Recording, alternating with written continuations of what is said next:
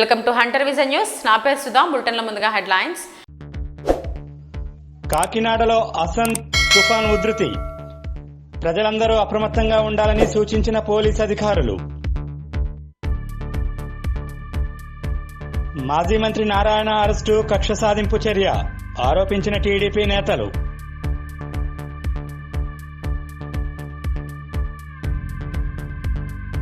విశాఖ నగరంలో అసన్ తుఫాన్ బీభత్సం, టోల్ ఫ్రీ నెంబర్ను ఏర్పాటు చేసిన అధికారులు. ఈ రోజు పెళ్లి రోజు జరుపుకుంటున్న రుగడ కూర్మచంద్రరావు మరియు ప్రసన్నమ్మ గారికి పెళ్లి రోజు శుభాకాంక్షలు తెలియజేస్తున్న వారు కొడుకు మురళీకృష్ణ, కోడలు ధనలక్ష్మి, కుమార్తె డాక్టర్ SRVV రాణి, అల్లుడు వినయ్ కుమార్, మనవలు మనవరాళ్లు జయశ్రీ, అమ్ములు, మోరియాబాబు, ప్రియా, సరీన్, అక్క, చెల్లెళ్ళు, అన్నదమ్ములు తదితరులు బంధుమిత్రులు మరియు ఇలాంటి పెళ్లి రోజులు మరెన్నో జరుపుకోవాలని మా హంటర్ విజన్ ప్రేక్షకుల తరపున రుగడ కూర్మచంద్రరావు మరియు ప్రసన్న గారికి పెళ్లి రోజు శుభాకాంక్షలు. వివరాల్లోకి వెళ్తే, బంగాళాఖాతంలో ఏర్పడ్డ అసని సైక్లోన్ ఉధృతి దృష్ట్యా ఈరోజు సాయంత్రం జిల్లా ఎస్పీ శ్రీ ఎం రవీంద్రనాథ్ బాబు IPS కాకినాడ బీచ్ రోడ్ తీర ప్రాంత సైక్లోన్ ప్రభావిత గ్రామాలైన సూర్యారావుపేట, నేమాం, ఉప్పాడ గ్రామాల వద్దకు చేరుకుని అక్కడ ఏర్పాటు చేసిన పోలీసుల బందోబస్తును ప్రత్యక్షంగా పరిశీలించి క్షేత్రస్థాయిలో తీసుకుంటున్న చర్యలు, ముందస్తు సంసిద్ధత కార్యాచరణపై కాకినాడ SDPO భీమారావు గారితో చర్చించి పలు సూచనలు చేయడం జరిగింది. అనంతరం ఎస్పీ తీర ప్రాంతం వెంబడి వాహనంలో ప్రయాణించి అల్లకల్లోలంగా ఉన్న సముద్ర తీరం సైక్లోన్ ఉధృతిని పరిశీలించి ప్రజలు వాహనాలను రాకపోకలను పూర్తిగా నిర్దేశించాలని, తీర ప్రాంత సమీపానికి ప్రజలు ఎవరూ వెళ్లకుండా అప్రమత్తం చేస్తూ అన్ని విధాల భద్రతా చర్యలు తీసుకోవాలని స్థానిక పోలీసులు అధికారులకు ఆదేశాలు జారీ చేశారు.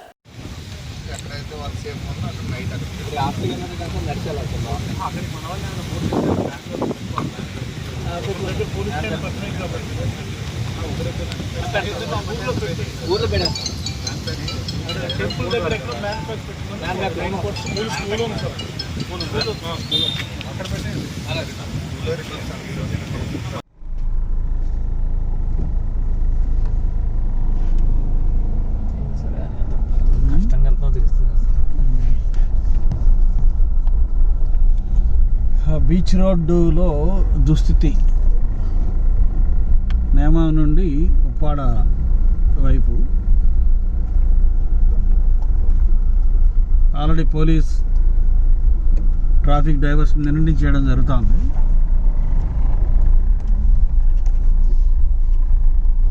ఎగిసి పడుతున్న అలలతో పాటుగా పెద్ద పెద్ద రాళ్ళు కూడా పడుతున్నాయి.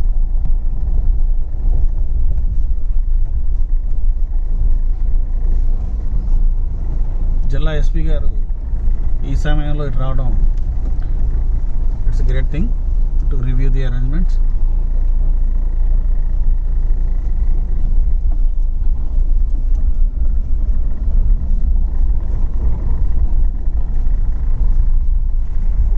మాజీ మంత్రి టీడీపీ నాయకుడు నారాయణ అరెస్ట్ను తీవ్రంగా ఖండిస్తున్నారు తెలుగుదేశం పార్టీ నేతలు, కార్యకర్తలు.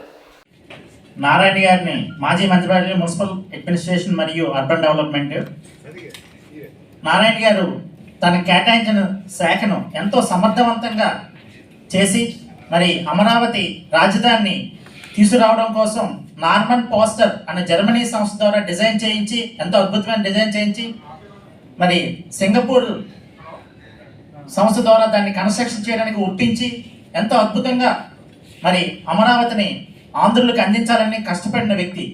అది కాకుండా టిట్కో హౌసెస్ కూడా ఈ రోజున మరి L&T మరి టాటా ఇలాంటి ప్రఖ్యాతమైన సంస్థలు తీసుకుని వచ్చి వాటి చేత మరి బ్రిక్ అనేది లేకుండా ఆ కన్స్ట్రక్షన్ చేసి పేదలకు ఎంతో అధునాతనమైన ఇల్లు ఇప్పిద్దామని రాష్ట్రం అంతా అతను నిర్మించిన గొప్ప వ్యక్తి నారాయణ గారు. అతను చిన్నప్పుడు అతను ఎదిగే టైంలో నేను ఆ ఇన్స్టిట్యూట్లో చదువుకున్నాను. 87-88లో హరనాథపురం, నెల్లూరులో అతను చిన్న పూరిపాకల్లో స్టార్ట్ చేశారు. వాళ్ళ నాన్నగారు మాకు భోజనం వండి పెట్టేవారు.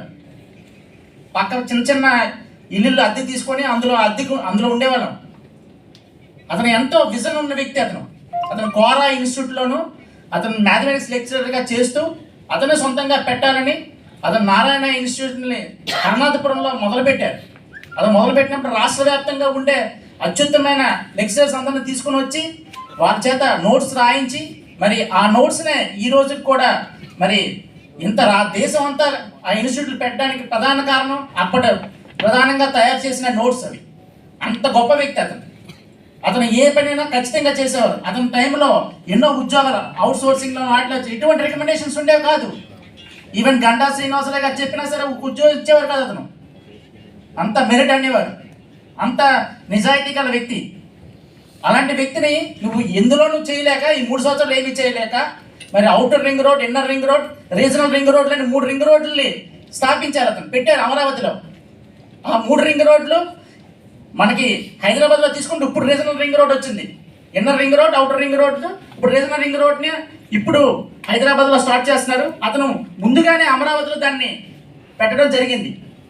అలాగే ఇన్నర్ రింగ్ రోడ్లో జరిగిన అవతావకులు అని చెప్పేసి అలైన్మెంట్ మార్చాలని చెప్పి అదొక కేసు. అదేవిధంగా మరి ఈ 10th పేపర్ లీకేజ్ అని చెప్పి అందరూ ప్రతిపక్షాలు ఆరోపిస్తుంటే అది లీకేజ్ కాదు, మాల్ ప్రాక్టీస్ అని చెప్పి స్వయంగా బొత్స సత్యనారాయణ గారు ఒప్పుకున్నారు. మరి తిరుపతి సభలో మరి ఏం జరిగిందో తెలియదు, ఎవరు నిరికించాలనుకున్నారో జగన్మోహన్ రెడ్డి గారు వచ్చి ఆ రోజు నాకు నోటుకొచ్చినట్టు అది మాట్లాడుతున్నారు. విశాఖ నగరంలో అసానీ తుఫాను పలుచోట్ల బేభత్సం సృష్టించింది. దీంతో ప్రజలు భయభ్రాంతులకు గురవుతున్నారు. దీంతో రాష్ట్ర ప్రభుత్వం ప్రతి జిల్లాలో టోల్ ఫ్రీ నెంబర్ను ఏర్పాటు చేసి ప్రజలెవరూ భయభ్రాంతులకు గురి కావద్దని సూచించింది.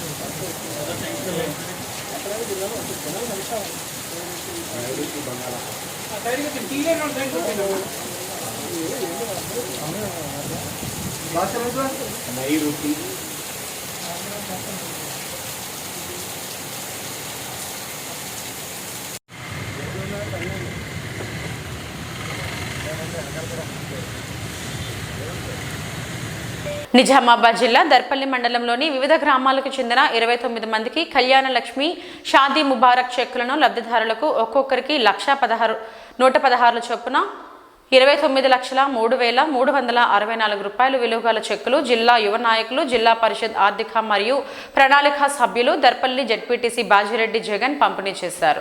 అనంతరం ఆయన మాట్లాడుతూ ఎంతో ఉన్నత లక్ష్యంతో ప్రారంభించిన ఈ పథకం ఎంతటి సంక్షోభం వచ్చినా నిర్విరామంగా కొనసాగుతుందని చెప్పారు. పెన్షన్ల మీదే బతుకుతున్నటువంటి వృద్ధులు, పెన్షన్ల మీద బతుకుతున్నటువంటి పేదలు ఎందరికో మనం సీఎం రిలీఫ్ ఫండ్ ద్వారా కోట్ల రూపాయలు ఇస్తున్నాం. ఓకే, ఇవన్నీ వీళ్ళైతే అన్ని స్కీమ్స్ అయిపోయింది. రైతు బంధు అయిపోయింది, రైతు బీమా అయిపోయింది. ఇక మనం అంతా అంటే ఎవరికైనా ఏదైనా ఇబ్బంది అయితే తనకి ఇబ్బంది అయినట్టు ఫీల్ అయ్యి వచ్చిన వాళ్ళకి ఇది కాదు, ఇది ఈ పని కాదు అని అనకుండా పోగానే పని చెప్పగానే ఫోన్ చేస్తాం.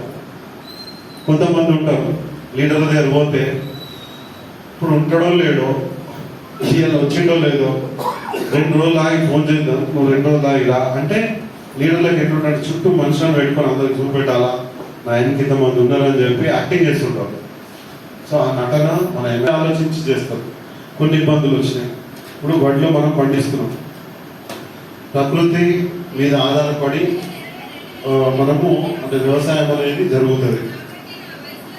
మరి ఈరోజు వ్యవసాయం మీద మనం ఆధారపడి బతుకుతున్నందుకు మన రాష్ట్రం పంజాబ్ కంటే ఎక్కువ వరి పండించింది. ఎందుకు? మనకు ఉచిత కరెంట్ వచ్చింది, టైంకి ఫర్టిలైజర్స్ వస్తున్నాయి, టైంకి నీళ్లు మనం పారకం లేకుండా కూడా బోర్లలో పుష్కలంగా నీళ్లు ఉన్నాయి. ఆ బోర్లలో నీళ్లున్నా కూడా ఉచితంగా కరెంటే వస్తుంది. ఇవన్నీ వస్తాయి కాబట్టి మనకు వరి విపరీతంగా పండుతుంది, పంజాబ్ కంటే ఎక్కువ పండుతుంది.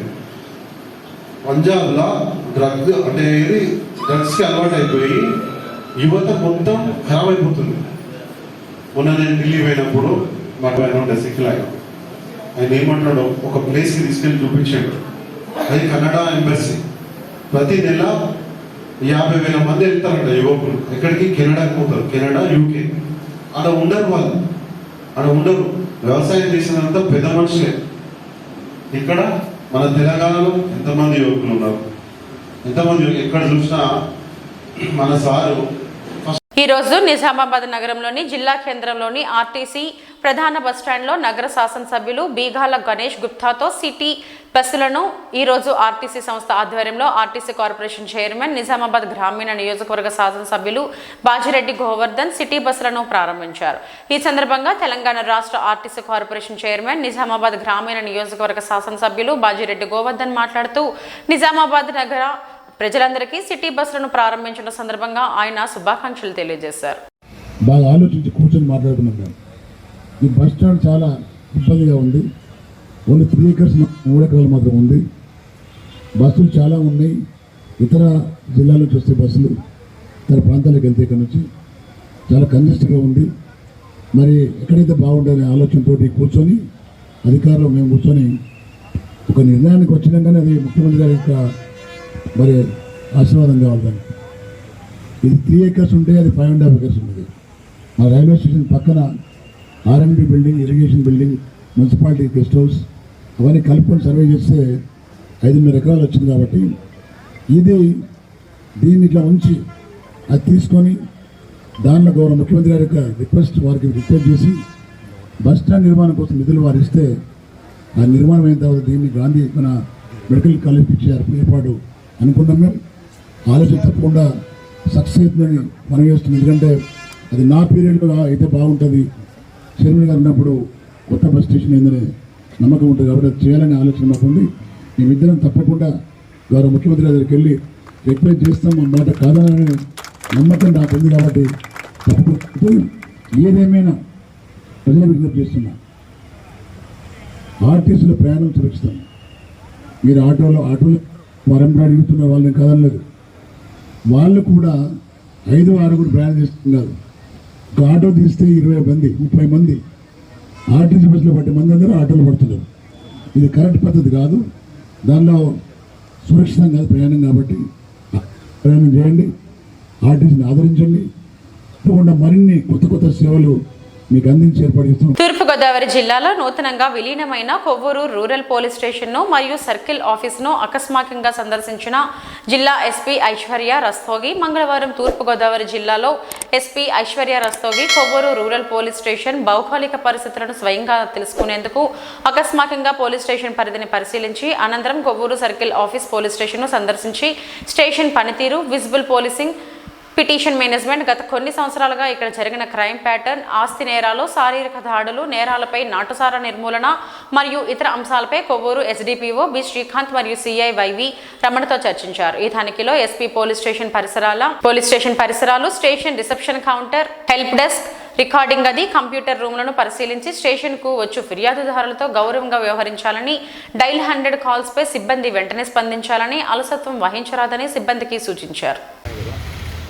అన్ని పోలీస్ స్టేషన్కి ఒకసారి విజిట్ చేస్తున్నాను. అదేవిధంగా ప్రతి పోలీస్ స్టేషన్లో స్ట్రెంత్ ఎంత ఉంది, అడ్మినిస్ట్రేషన్ ఎలా ఉంది, ఎటువంటి సమస్యలు ఉన్నాయి ఆ పోలీస్ స్టేషన్ పరిధిలో, వర్కింగ్ ఎలా ఉంది, అవి అంతా ఒక బ్రీఫ్ అర్థం చేసుకోవడానికి ఈరోజు సర్ప్రైజ్ విజిట్కి రావడం జరిగింది. దీని తర్వాత ఏదైతే మనం ఇంకా ఇంప్రూవ్ చేయాల్సిన పాయింట్స్ ఉంటే దాని మీద కృషి చేస్తాం. మీ వైపు నుంచి ఏమైనా సమస్యలు లేదంటే అది మా దృష్టికి ఏమైనా తీసుకోవచ్చు రావాలనుకుంటే చెప్పండి.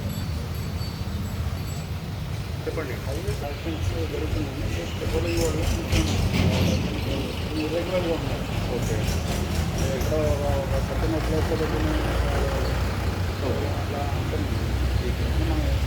ఏదైతే పర్పస్ కోసం ఆ పర్పస్ ఓకే, ఇంకా అది కాకుండా మిగతా డైల్ 100 రెస్పాన్స్ వగేరా అంత బాగానే ఉందా? పర్వాలేదు. ఇంకేమైనా సమస్యలు? ఈ సందేహమైన వ్యక్తులు ఎవరైతే ఉంటారో వాళ్ళని చెక్ చేస్తూ ఉంటాం. సో ఖచ్చితంగా ఇది కొద్దిగా మనం క్యారీ ఫార్వర్డ్ చేస్తే క్రైమ్ రేటు తగ్గే అవకాశం ఉంటుంది.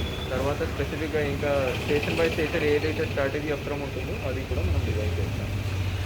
సార్ యువత ఎక్కువ గంజాయి వాడుతున్నారు కదా సార్, గంజాయి యువత ఎక్కువ వాడుతున్నారు సార్, దాని మీద గంజాయి గురించి ఏమన్నా? గంజాయి మీద కూడా మనం ఆల్రెడీ సమాచారం మీద కేసులు నమోదు చేస్తున్నాం. మొన్న కూడా తాలుపూడిలో ఐ థింక్ చాగల్ లిమిట్స్లో పట్టుకున్నారు ఆన్ స్టూడెంట్స్. సో ఎవరైతే అమ్మేవారు తర్వాత ఆయనకి ఎలా వచ్చింది అవి అంతా మనం బ్యాక్ ట్రాక్ చేసుకొని పూర్తిగా లింక్ మనం బ్రేక్ చేస్తున్నాం.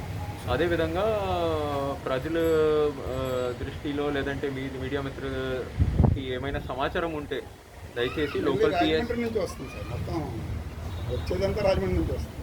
అది రోడ్ అదే కదా, కాదు కదా, మొత్తం క్యారింగ్ అంతా అక్కడి నుంచే తెచ్చుకుంటున్నాం సార్. రెగ్యులర్గా అలవాటు పడ్డ బైక్ చెప్తున్నాం సార్. టౌన్లో దాదాపు కూడా మనం చూస్తాం, ఖచ్చితంగా వాళ్ళకి వచ్చినలాగా చూస్తాం. కొన్ని సందర్భంలో ఇప్పుడు సపోజ్ డిస్ట్రిక్ట్ లెవెల్ బందోబస్తు వచ్చింది, లేదంటే ఇప్పుడు తుఫాన్ ఉంది, సో అలాంటి పరిస్థితిలో ఖచ్చితంగా వాళ్ళు పోస్ట్పోన్ చేయాల్సి వస్తుంది, లేదంటే డెఫినెట్లీ వీక్లీ ఆఫ్ అమల్లో ఉంటుంది. ఓకే, అది ఎక్కడైనా కొద్దిగా అబరేషన్ ఉన్నా కూడా అది మనం కరెక్ట్ చేస్తాం. ఐనవెల్లి మండలం విలస పోస్ట్ ఆఫీస్ నుంచి 20 లక్షల వంతన 40 లక్షల రూపాయలు 2 అకౌంట్స్లోకి వెళ్లడంతో గుర్తించిన అధికారులు కోనసీమ ప్రాంతంలో గల కొన్ని పోస్ట్ ఆఫీసుల్లో ఈ అవకతవకలు జరిగినట్లు గుర్తించారు. ప్రజలు దాచుకున్న డబ్బుకు పోస్టల్ శాఖే బాధ్యత అని ఎవరూ ఆందోళన చెందవద్దని అధికారులు చెప్తున్నారు. రీసెంట్గా మాకు సాటర్డే రోజు ఒక corporate office, IPBB corporate office Delhi నుంచి ఒక కంప్లైంట్ రావడం జరిగింది. కంప్లైంట్ ఏమంటే అనాథరైజ్డ్గా ఫిక్టీషియస్గా ఐపీబీ బ్యాంకులో డిపాజిట్స్ చేయడం, ఆ డిపాజిట్స్ వేరే బ్యాంకులకు డైవర్ట్ చేసుకోవడం అనేటటువంటిది ఆ సారాంశము.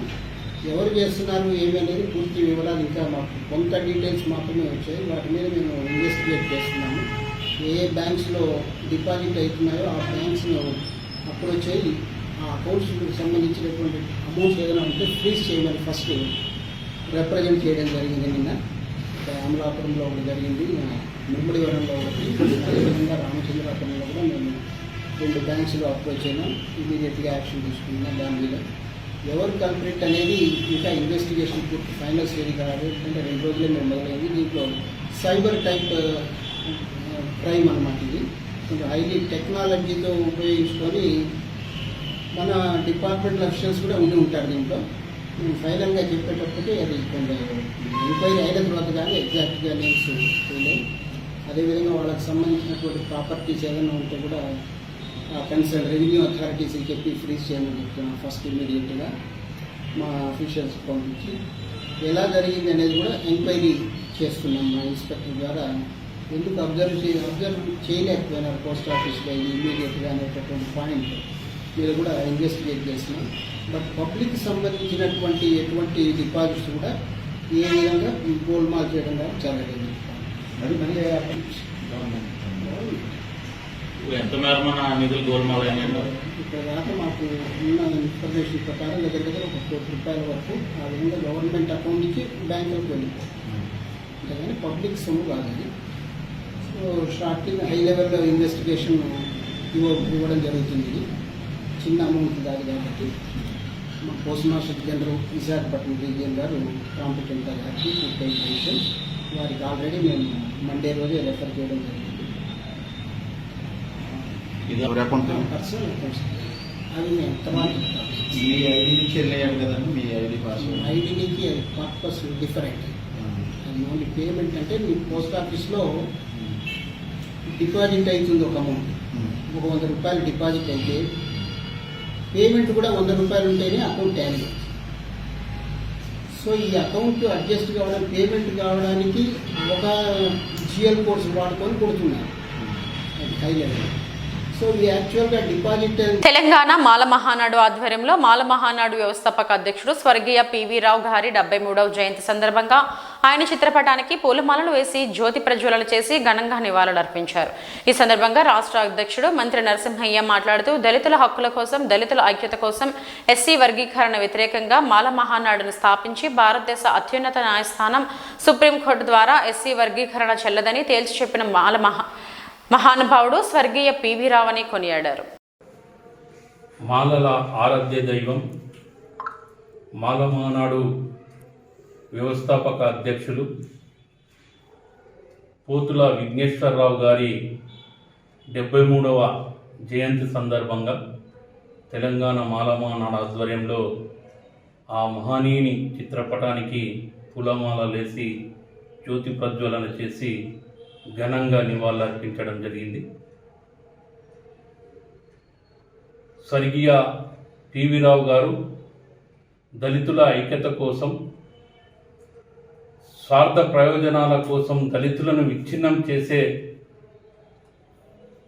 చేసిన కుట్రలను తిప్పికొట్టడంలో భారతదేశ అత్యున్నత న్యాయస్థానమైనటువంటి సుప్రీంకోర్టు ద్వారా దళితుల ఐక్యతను చాటినటువంటి మహానుభావుడు స్వర్గీయ పివి రావు గారు. మాలల హక్కుల కోసం దళితుల మీద ఎక్కడ దాడులు జరిగినా, ఎక్కడ అన్యాయం జరిగినా కూడా వారి పక్షాన నిలబడి, వారి అండగా నిలబడి అనేక పోరాటాలు చేసినటువంటి మహానుభావుడు స్వర్గీయ పివి రావు గారు.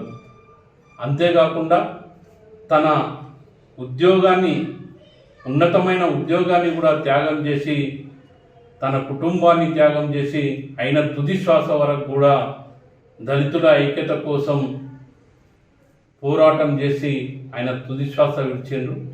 ఆయన ఆశయాలకు అనుగుణంగా తెలంగాణ మాలమానాడు పనిచేస్తూ ఉన్నది. ఖచ్చితంగా మాలలంతా ఏకం కావాల్సిన అవసరం ఉన్నది.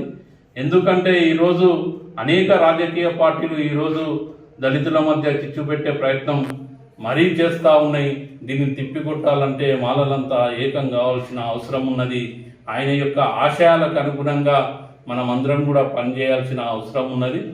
ఆయనకు మనం నివాళులు అర్పించడం అంటే ఖచ్చితంగా ఆయన యొక్క ఆశయ సాధనలో భాగస్వాములమై ఎస్సీ వర్గీకరణ వ్యతిరేక పోరాట ఉద్యమంలో ప్రతి ఒక్కరిని కూడా మమేకం చేసి గల్లీ నుంచి ఢిల్లీ వరకు ప్రతి ఒక్క మాల బిడ్డని తరలించే విధంగా ఎస్సీ వర్గీకరణ వ్యతిరేక పోరాట ఉద్యమంలో ప్రతి ఒక్కరిని కూడా భాగస్వామ్యమయ్యే విధంగా చేసినప్పుడే డాక్టర్ బాబాసాహెబ్ అంబేద్కర్ సిద్ధాంతాలు నమ్మినటువంటి స్వర్గీయ పివి రావు గారు, ఆయన ఆలోచన విధానంతోనే పనిచేసినటువంటి పివి రావు గారు రాజ్యాంగ హక్కుల కోసం ఆయన చేసిన పోరాటాన్ని మనమందరం కూడా స్ఫూర్తిగా తీసుకోవాల్సిన అవసరం ఉన్నది. ఖచ్చితంగా మనమందరం ఆయన అడుగుజాడల్లో నడుచుకుంటూ ఖచ్చితంగా దళితుల ఐక్యత కోసం, దళితుల యొక్క పెంచినటువంటి నిత్యావసర ధరలు, పెట్రోల్ డీజిల్ ధరలు, వంట నూనెలు ధరలు, విద్యుత్ ఛార్జీలు, ఆర్టీసీ ఛార్జీలను తగ్గించాలని ఈ కార్యక్రమంలో తెలుగుదేశం పార్టీ నాయకులు డిమాండ్ చేశారు. ఈ కార్యక్రమంలో ఖమ్మం పట్టణ తెలుగుదేశం పార్టీ అధ్యక్షులు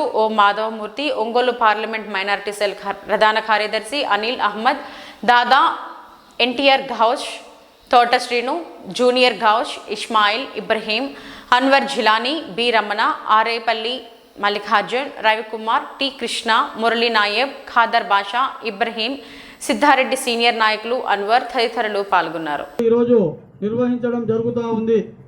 ఈరోజు పెరిగినటువంటి నిత్యావసర ధరలు, నిత్యావసర వస్తువుల ధరలు, వంట నూనె గ్యాస్ ధరలు, విద్యుత్ ఛార్జీలు, గ్యాస్ ఛార్జీలు, ఆర్టీసీ ఛార్జీలు, ఈ విధంగా ప్రతి ఒక్క వస్తువు పైన జరుగుతున్నటువంటి బాధుడుకు నిరసనగా ఈరోజు ఖమ్మం గ్రామ పంచాయతీలోని 15వ వార్డులో ఈ నిరసన కార్యక్రమాన్ని ఖమ్మం పట్టణ తెలుగుదేశం పార్టీ ఆధ్వర్యంలో ఇక్కడ నిర్వహించడం జరుగుతూ ఉంది.